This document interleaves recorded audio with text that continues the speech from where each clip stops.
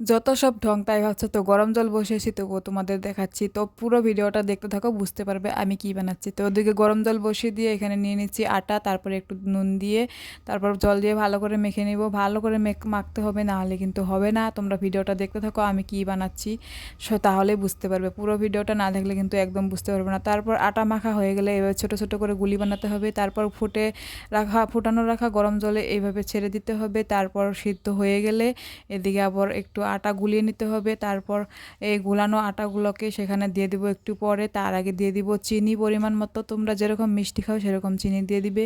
তো আমার পরিমাণ মতো আমি দিয়ে দিয়েছি। তারপর এই যে গুলিয়ে রাখা আটাগুলো, এগুলো দিয়ে ভালো করে নাড়াচাড়া করতে হবে, না হলে কিন্তু দলা ধরে যাবে।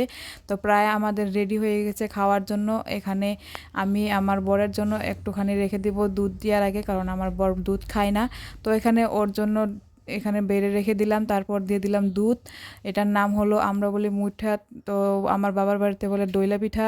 তোমরা কি বলো অবশ্যই কমেন্ট করে জানিও। যারা যারা এখনও আমাকে ফলো করে নেই, ফলো করে পাশে থেকেও নতুন নতুন ভিডিও দেখার জন্য কমেন্ট করে বলো কেমন হয়েছে মিনি ব্লগটা।